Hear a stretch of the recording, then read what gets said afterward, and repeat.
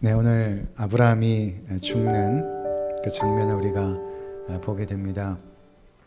창세기 12장에 시작된 그 아브라함의 이야기가 이제 25장에서 대단원의 막을 내리게 되죠. 이제 아브라함이 다시는 이 창세기에서는 등장하지 않고 그 뒤를 이어서 그의 아들 이삭의 이야기가 이제 진행이 됩니다. 25장은 아브라함의 이야기를 마치고 이삭이 등장하고 또 그의 아들의 이야기들이 이제 앞으로 진행이 되는 것을 보여주는 장면들입니다. 한 사람이 태어나서 죽는 일련의 과정 속에서 하나님께서 그 사람을 어떻게 인도하시고 또 어떻게 축복하셨는가를 우리가 평가하게 되지 않습니까? 한 인생의 평가는 그가 살아있을 때는 불가능하고 죽은 이후에나 가능하죠. 그렇지 않습니까? 그러니까 죽기 전까지는 평가할 수가 없죠. 그 전에 또 어떻게 살지를 알지 못하고 또 그가 힘과 권력과 능력 있는 사람이라면 함부로 평가할 수 없는 것이 현실입니다. 그래서 아브라함의 인생도 우리가 이제 살펴보게 되겠지만 히브리서 11장에서 그의 인생을 평가하는 내용을 통하여 우리가 하나님 앞에서의 아브라함의 삶이 어땠는지를 우리가 보게 될 것입니다. 가장 중요한 것은 그것이죠. 아브라함을 통하여 역사하신 그 하나님을 바라보는 것, 그것이 이제 중요한 것입니다. 성경은 그 어떤 주인공이라 할지라도 성경에서 주인공이 아닙니다. 오직 하나님만 주인공이시고 그 모든 사람들은 하나님께서 사용하시는 도구들이었고 사역자들이었죠. 그래서 그들의 인생을 쭉 돌이켜보면 연약함도 많고 허물도 많고 잘못한 것도 많이 있죠. 아브라함도 마찬가지 아닙니까? 그의 인생을 이렇게 돌이켜보면 믿음의 조상이지만 그의 인생 가운데 잘못하고 죄를 지은 일들도 참 많았습니다. 그럼에도 불구하고 그가 마지막에 믿음의 사람이라고 평가받고 인정을 받는 것은 무엇입니까? 그것은 끝까지 믿음을 지켰다라는 것입니다. 그것이 이제 어려운 것이죠. 끝까지 믿음을 지켜나가는 것, 이것이 어려운데 아브라함은 마지막 죽는 순간까지 믿음을 지켰습니다. 그 중간에는 믿음이 흔들리고 넘어지기도 하고 이랬던 과정들이 있었지만 마지막 인생의 마라톤이라고 할까요? 그 결승점에 도달했을 때는 그가 믿음을 가지고 있었기 때문에 그의 삶이 아름다웠다. 이렇게 우리가 평가할 수 있을 것입니다. 오늘 본문에 보면 우리가 참 이해할 수 없는 장면이 먼저 나옵니다. 아브라함이 후처를 맞이하였다 이렇게 말하죠. 그두라하고 또 그두라를 얻었는데 시므란과 욕산과 무단과 미디안과 이스박과 수아를 낳았다 이렇게 말합니다. 왜 후처를 낳은 이야기가 갑자기 등장할까? 그리고 지금 아브라함이 175세 때 죽거든요. 그리고 그 아브라함의 아내 사라가 죽었을 때 아브라함의 나이가 거의 그 140세 정도에 해당하는 나이였는데 그러면 사라가 죽고 나서 그 140세의 그 노인이 후처를 얻었을까? 그렇지는 않습니다. 그러니까 이 이야기가 아브라함의 이야기가 시간 순서대로 기록한 것은 아닙니다. 사건의 어떤 흐름에 따라서 이 모세가 이렇게 전에 있었던 사건을 소환하여서 쓰기도 하고 또 이미 있었던 사건이지만 후에 기록하기도 하고 이렇게 지금 되고 있거든요. 그러니까 25장에 아브라함이 후처를 얻은 사건은 우리가 짐작해 보건대 99세 이전으로 추정해 볼 수 있습니다. 왜냐하면 99세 때 이삭을 얻지 않습니까? 그리고 100세 때 이삭을 낳게 되죠. 그러니까 하나님의 놀라우신 은혜로 말미암아 이삭을 얻었기 때문에 만약에 그 이후에 후처를 얻고 이렇게 자녀들을 낳았다고 한다면 이것은 더 이삭을 낳은 것보다 더 놀라운 사건이겠죠. 그러니까 아마 이스마엘을 얻기 전이나 후 그리고 이삭을 얻기 전에, 그러니까 99세 이전으로 우리가 추정해서 생각해 볼 수 있을 것입니다. 그러니까 아브라함의 아내가 살아있지만 첩들이 있었다, 이렇게 이제 볼 수 있는 것입니다. 성경에서는 그의 후처 이렇게 말하고 있지만 후처기보다는 본처가 아닌 첩으로서의 여성들이었다. 믿음의 사람이 어떻게 첩을 얻냐? 그 당시의 문화가 그랬다라는 것입니다. 그 당시에 이것도 죄의 결과들이죠. 하나님은 일부 일처제인데 그 당시에 죄의 어떤 문화들이 이제 후처를 얻게 되는 보편적인 그런 문화적인 특성이 있었음을 우리가 감안해야 될 것입니다. 그리고 그 당시에 이렇게 아내를 많이 얻는 것 중에 하나는 무엇인가 하면 여성들의 인권을 보호하려는 차원도 하나 있습니다. 그 당시에 여성들이 남편이 없으면 사회에서 굉장히 소외되고 또 밥을 먹지 못하고 또 아주 빈곤한 그런 어떤 사람들로 되기 때문에 좀 재력 있는 남성들은 여러 명의 아내를 얻게 되는 이런 어떤 문화적인 근동아시아의 어떤 고대의 문화, 풍습에 따라서 이렇게 첩을 얻기도 했다는 것입니다. 그렇다고 이것이 정당을 낼 수 있는 것은 아니고 하나님의 원래 자연의 법은, 하나님의 원래의 법은 한 남자가 한 여자와 결혼하는 것, 그것이죠. 근데 아브라함은 어찌되었던 이제 후처를 얻게 되어서 이제 그두라가 6명의 아들을 낳죠. 시므란, 욕산, 무람, 미디안, 이스박, 수아, 이렇게. 그 중에 이제 욕산이 스바와 드단을 낳고, 또 드단이 또 3명의 아들을 낳고, 또 미디안이 또 5명의 아들을 낳습니다. 이러한 어떤 아브라함의 족보를 마지막에 기록하고 나서 5절에 뭐라고 말하냐면 아브라함이 이삭에게 자기의 모든 소유를 주었고 자기의 서자들에게도 재산을 주어 자기 생전에 그들로 하여금 자기 아들 이삭을 떠나 동방 곧 동쪽 땅으로 가게 하였더라. 아브라함에게 이스마엘을 뿐만 아니라 여러 명의 아들이 있었지만 하나님의 관심은 그 아들들이 아니죠. 본처인 사라를 통해서 낳은 이삭에게만 하나님 나라의 정통성이 이어지고 있다라는 것을 지금 성경이 보여주고 있는 것입니다. 그래서 아브라함이 이삭에게 자기의 모든 소유를 주죠.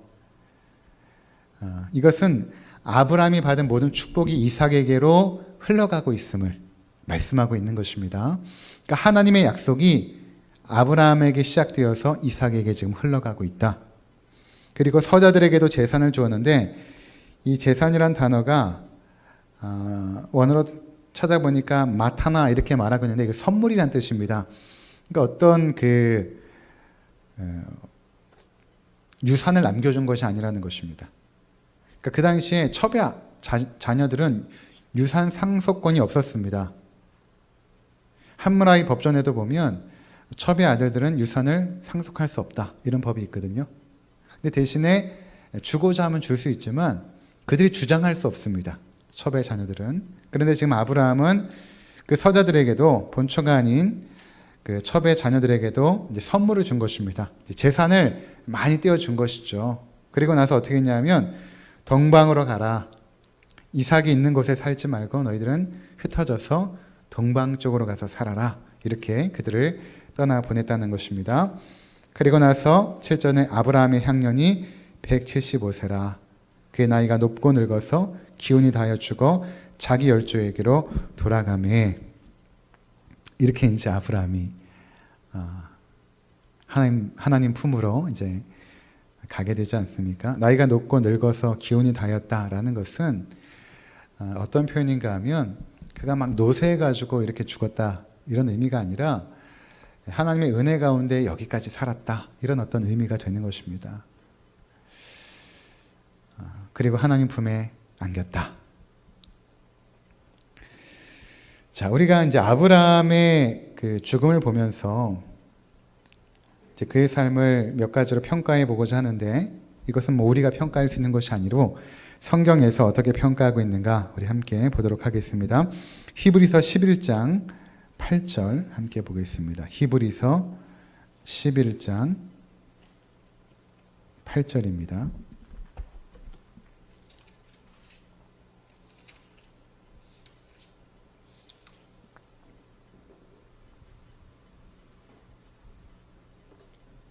히브리서 11장 8절, 신약성경 365쪽.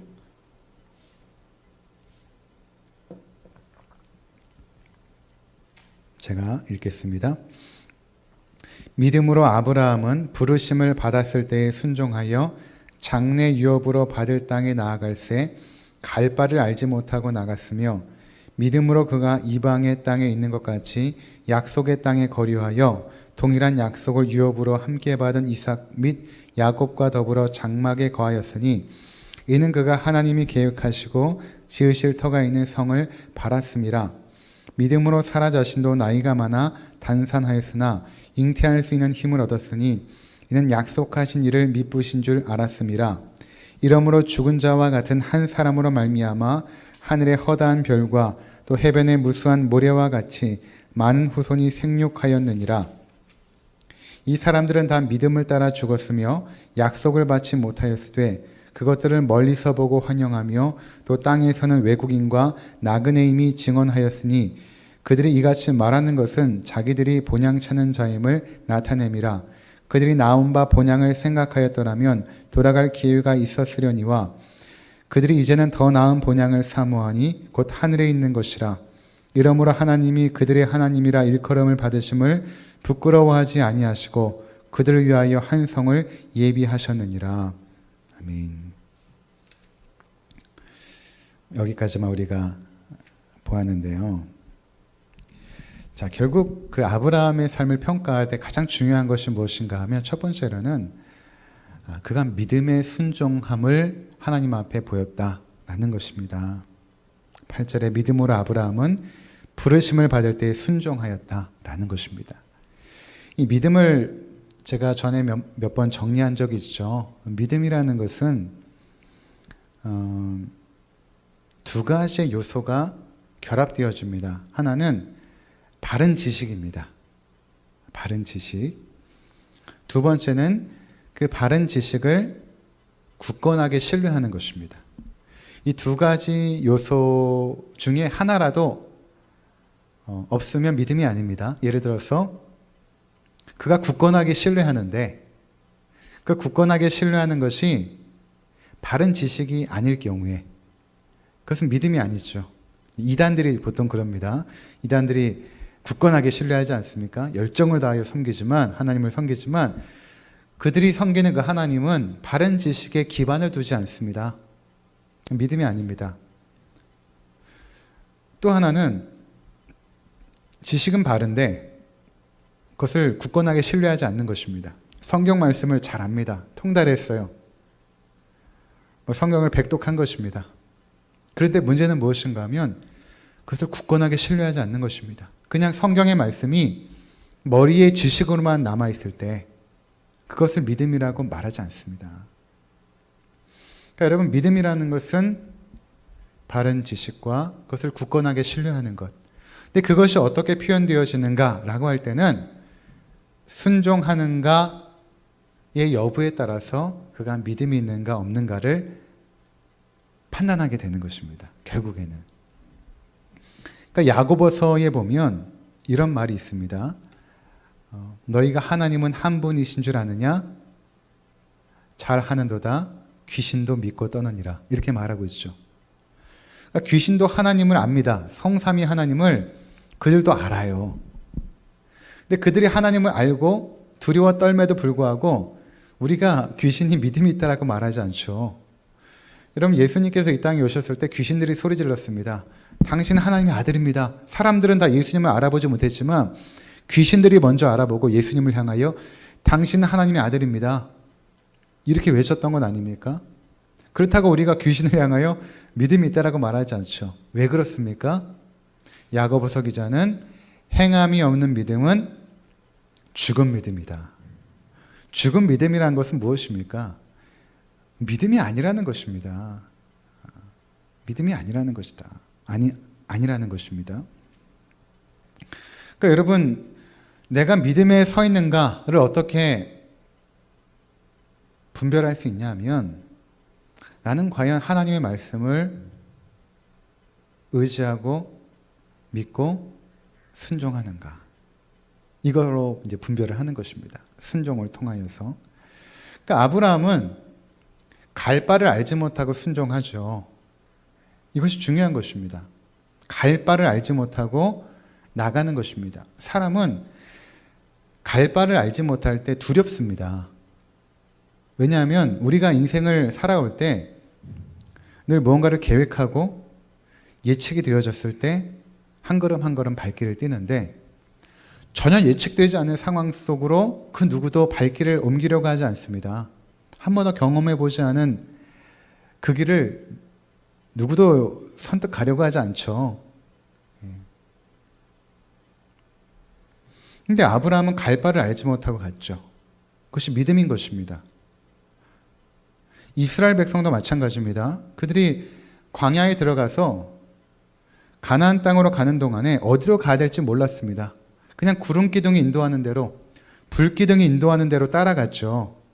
갈 바를 알지 못하고 갔습니다. 이것이 믿음이라는 것입니다. 근데 이 믿음이 어떻게 가능한가? 우리에게 말씀하시는 하나님을 신뢰하는 것. 이 신뢰라는 것은 인격적인 신뢰입니다. 그러니까 내가 내 삶 속에서 경험되어진 하나님을 인격적으로 믿는 거예요. 그냥 단순히 어떠한 지식을 믿는 것이 아니라 살아계신 하나님의 인격을 믿는 것입니다. 하나님이라면 믿을만해. 하나님이 말씀하신 것이라면 분명히 믿을만해 라고 담대함으로 그 길을 걸어가는 것입니다. 보이지가 않아요. 뭐 재미있는 예화가 있지 않습니까? 어떤 사람이 밤에 산을 올라가다가 낭떠러지에 떨어진 것입니다. 깜깜한 칠흑 같은 밤에 떨어지면서 이제 나무가지를 하나 붙잡은 것이죠. 아무것도 보이지 않습니다. 그리고 이제 소리 지릅니다. 사람 살려, 사람 살려, 살려주세요. 소리 지르자 위에서 소리가 들립니다. 뭐라고 소리가 들리냐면 네가 잡고 있는 나무가지를 놓아라. 근데 그 사람이 어떻게 했겠습니까? 나무가지를 놓았겠습니까? 놓지 않았겠습니까? 끝까지 놓지 않은 것이죠. 그 다음날 아침에 그가 이제 팔에 힘이 다해서 툭 나무가지를 놓게 되었습니다. 그리고 이제 떨어져 죽을 것이라고 생각한 것이죠.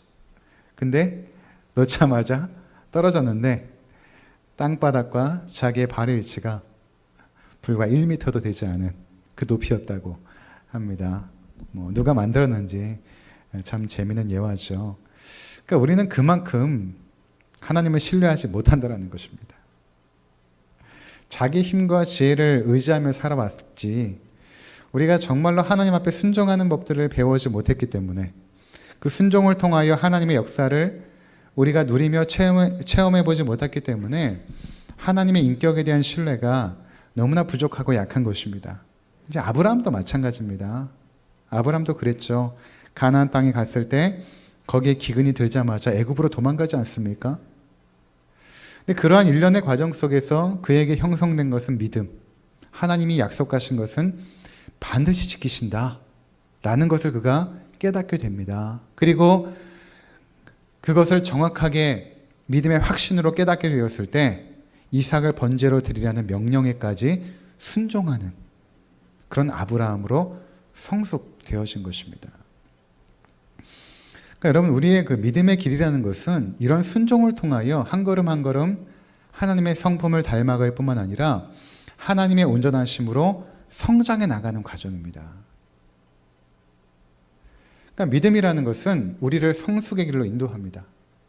믿음이 10년 됐다, 20년 됐다라는 것은 우리 가운데 어떠한 것으로 표현되어져야 되냐면 내가 10년 동안에 하나님을 의지하는 만큼 성숙함으로 나타나야 된다는 것입니다. 20년을 믿었다면 20년 동안 하나님을 믿고 신뢰한 만큼의 성숙함으로 우리 삶이 나타나져야 된다는 것입니다. 그것은 결국 무엇입니까? 순종으로 나타나는 것이죠. 얼마만큼 즉각적으로 그리고 온전한 순종을 할 수 있는가? 자, 그래서 아브라함은 갈 바를 알지 못하고 믿음으로 나가는 삶을 살았다. 폴 투르니에라는 신학자 겸 또 심리학자가 있습니다. 그가 쓴 책 중에 제가 대학원 때 읽었던 책이 있는데 지금은 절판돼서 나오질 않아요. 모험으로 사는 인생이라는 책이 있어요. 모험으로 사는 인생. 하나님께서 참 모험적인 분이시다. 그리고 우리 인생들을 통하여 때로는 삶의 모험들을 행하게 하신다. 또 이런 내용들입니다. 또 그 모험들을 통하여 하나님을 알게 하시고 그 속에서 하나님을 신뢰하는 법들을 배워나가게 하셔서 우리를 성숙시키시는 하나님에 대한 부분들을 기록했던 책으로 제가 얼핏 기억합니다.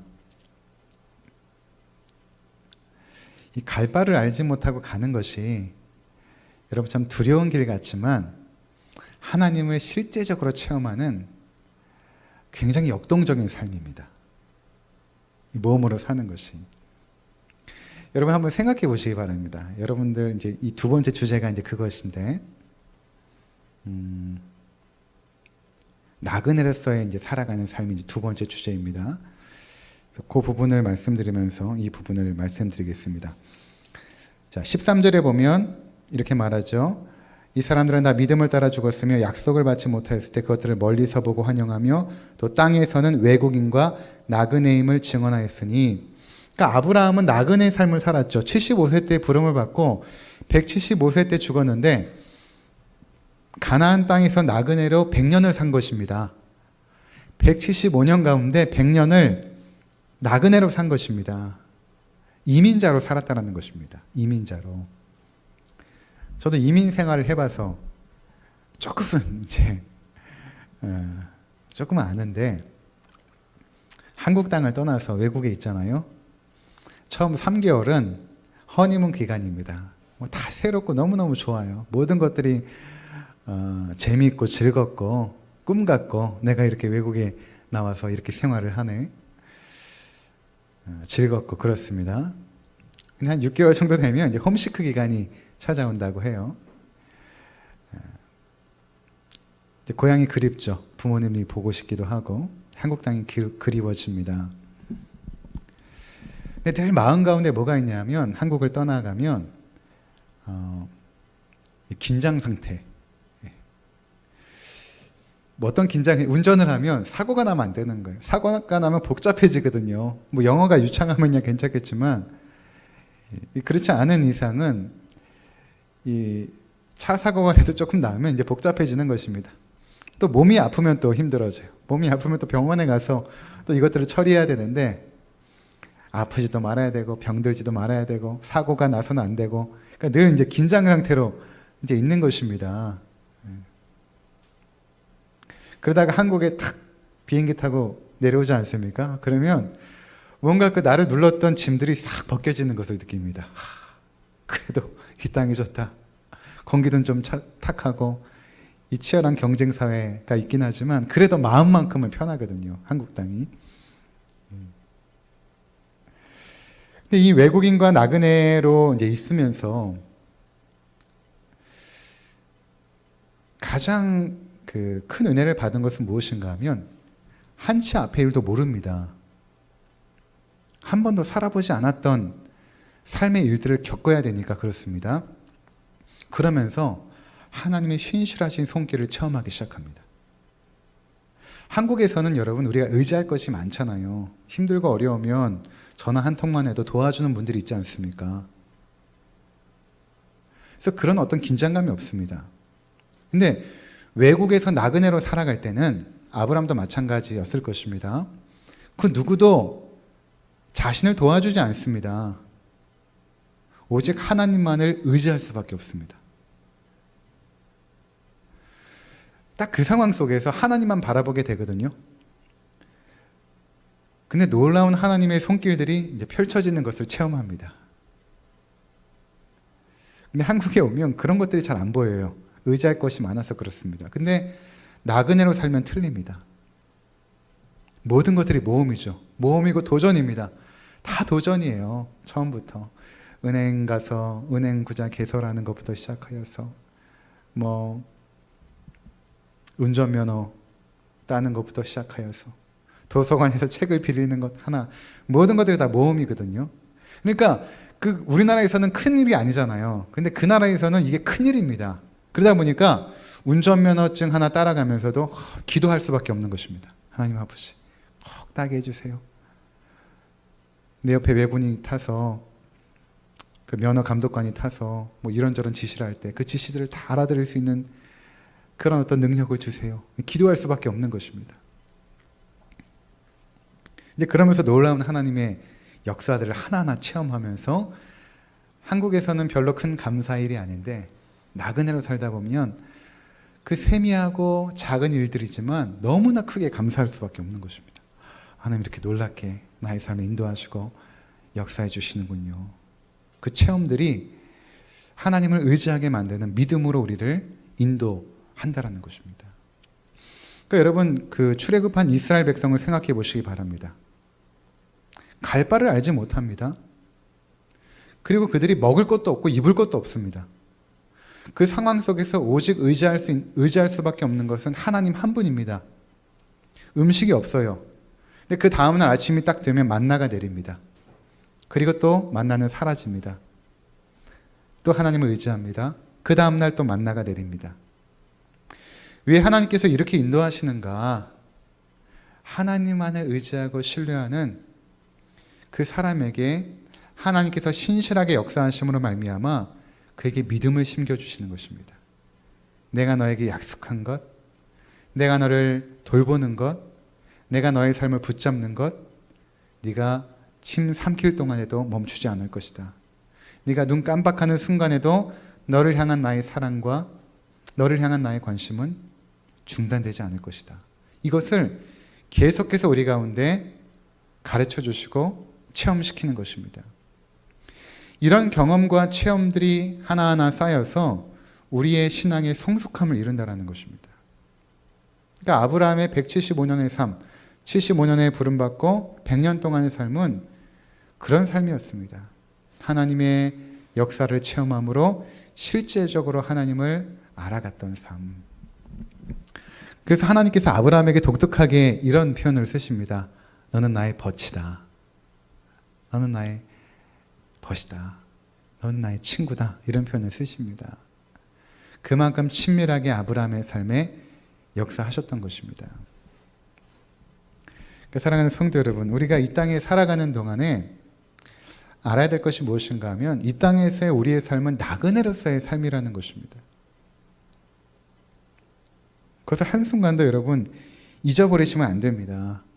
이 땅에 우리가 영원히 살 곳이 아닙니다. 여러분의 지금 살고 있는 집이 안락하고 편안하지만 그 집이 여러분의 집이 아닙니다. 그냥 잠깐 동안에 사는 집이에요. 자, 14절 한번 보시기 바랍니다. 히브리서 11장 14절. 그들이 이같이 말하는 것은 자기들이 본향 찾는 자임을 나타냄이라. 그들이 나온 바 본향을 생각하였더라면 돌아갈 기회가 있었으려니와 그들이 이제는 더 나은 본향을 사모하니 곧 하늘에 있는 것이라. 그러니까 아브라함은 자기의 고향이 자기가 떠나왔던 갈대와 우르라고 생각하지 않았다라는 것입니다. 그냥 나그네로 살면서 내가 돌아갈 본향은, 그 고향은 어디인가? 하나님이 계신 저 영원한 천국이다. 그것을 늘 마음 가운데 인식하며 살았다는 것입니다. 만약 그렇지 않았다면 14절에 말하는 것처럼, 15절에 말하는 것처럼 돌아갈 기회가 있었을 것이다. 만약 그들이 자기가 떠나왔던 고향을 늘 생각하고 그리워했다면 그쪽으로 돌아가지 않았겠는가? 근데 그들은 그렇게 하지 않았고 그저 하나님이 부르신 자리 가운데 늘 거하고, 옮기라고 하면 옮기고, 움직이라고 하면 움직이고, 떠나라고 하면 떠나고, 멈추라면 멈추고 하는 삶 속에서 그들은 본향을 바라보았다. 하나님이 계신 그 고향, 그곳을 바라보았다 라고 말하고 있는 것입니다. 자, 여러분들은 어떻게 이 땅에 살아가고 있습니까? 우리가 이제 지난주에도 이제 장례가 있지 않았습니까? 장례식을 치를 때마다 이제 설교를 하게 되는데 그 중에 하나가 이제 고린도후서 5장에 있는 이 땅에 우리의 삶은 그냥 장막집의 삶이고, 영어 성경에는 텐트라고 표현되어 있죠. 장막집에서의 삶이고, 결국 우리가 죽어서 돌아갈 그 집, 그것을 하우스라고 표현되어 있지 않습니까? 그 영원한 우리의 집이 하나님 나라이다. 그 본문을 가지고 늘 설교를 하는데, 그런 어떤 그 삶에 대한 자세를 가지고 사는 것이 굉장히 중요한 것입니다. 내가 나그네로서의 삶을 인식하게 되면 어떻게 살아야 되는지가 규정이 됩니다. 근데 그렇지 않게 되면 자꾸만 우리는 이 땅에 무언가를 쌓아놓으려고 하죠. 이 땅에 뭔가를 자꾸만 남기려고 합니다. 근데 나그네로서의 삶은 어떻습니까? 저도 이제 캠핑을 굉장히 좋아하는데, 한 번은 3개월을 그냥 뉴질랜드를 전국을 돌아다닌 적이 있습니다. 캠핑카를 타고 아내랑 둘이 돌아다닌 적이 있는데, 진짜 모험이에요. 모험으로 사는 인생인데 3개월 동안 그때 그 3개월의 여행이 참 즐거웠던 것 중에 하나가 무엇이었냐면, 그때 이제 전에 있었던 교회를 사임하고 나서 조그만 방 2개짜리를 얻어놓고 갔습니다. 그러니까 돌아갈 집이 있었던 거예요. 그러니까 늘 마음이 편안하더라고요. 전에는 어떻게 했냐면 다 정리하고 떠났습니다. 한국에 있는 재산을 다 정리해가지고, 뭐 재산도 뭐 있겠으면 차 한 대 팔고 그거 가지고 이제 떠납니다. 그리고 이제 그 돈을 아껴서 절약하며 사용하다가 뉴질랜드에서 콜링이 있으면 좀 이 교회에서 사역을 해주십시오 라고 하면 그 교회에 이제 사역을 하는 것입니다. 거기서 숙식을 해결하면서 거기에 이제 처소를 정하고 거기서 살게 되는 것이죠. 근데 이제 그 5년 전에 그렇게 뉴질랜드 3개월 여행할 때는 집을 하나 얻어놓고 갔기 때문에 마음이 너무 여유가 있고 편안한 거예요. 돌아갈 집이 있지. 내가 돌아갈 집이 있지. 굉장히 불편합니다. 그리고 힘들고, 지금 생각하면 추억이지만 그 당시에는 뭐 샤워를 일주일 동안 못할 때도 있었고, 그러니까 보통 번거로운 게 아니죠. 그런데도 그런 삶이 지금 돌이켜보면 참 추억으로 아름다움으로 남는 것은 무엇인가 하면, 지금은 집이 있잖아요. 돌아갈 곳이 있었다라는 것입니다. 우리가 본향으로 돌아갈 곳이 있기 때문에, 우리의 영원한 처소, 우리 집이 있기 때문에 이 땅에서의 삶의 잠깐 동안의 불편함이라든가 또는 경제적인 어려움이라든가 건강에 닥치는 여러 가지 고통의 문제라든가 이것들을 마지막 순간에는 우리가 어떻게 기억하냐 하면 아름다운 추억으로 남겨진다는 것입니다. 지금은 정말 힘들고 어렵지만 시간이 지나서 우리가 본향으로 갈 때 내 인생을 돌이켜보면서 천상명 시인이 그의 시에 귀천에서 남긴 것처럼 아름다웠더라고 말하리라. 그때 하나님 나라에 가서 아름다웠더라고 말하리라. 하나님 앞에 그렇게 고백할 수 있다라는 것입니다. 지금은 참 힘들어도. 그것이 왜 그런가? 나그네로서의 삶이기 때문에 가능한 것이죠. 그러니까 여러분, 이 땅에 뭔가를 막 쌓아놓지 않아도 괜찮죠. 뭔가를 남기지 않아도 괜찮은 것입니다. 그리고 좀 불편해도 괜찮죠. 그것들을 오히려 즐길 수 있는. 그리고 이렇게 나그네로서 살아가다 보면 나중에 기억에 남는 것은, 계획대로 된 것은 별로 기억에 남지 않아요. 여러분들이 뭔가 막 계획해서 여행하면 계획대로 되는 것이 재밌긴 하지만 정말로 추억에 남는 것이 어떤 것입니까? 계획에서 벗어났을 때 아닙니까? 그렇죠. 텐트 치고 재밌게 놀라고 그랬는데 천둥 치고 비가 와가지고 그때는 참 고생스러웠는데 나중에 돌이켜보면 그때 너무너무 재밌었다. 즐거웠다.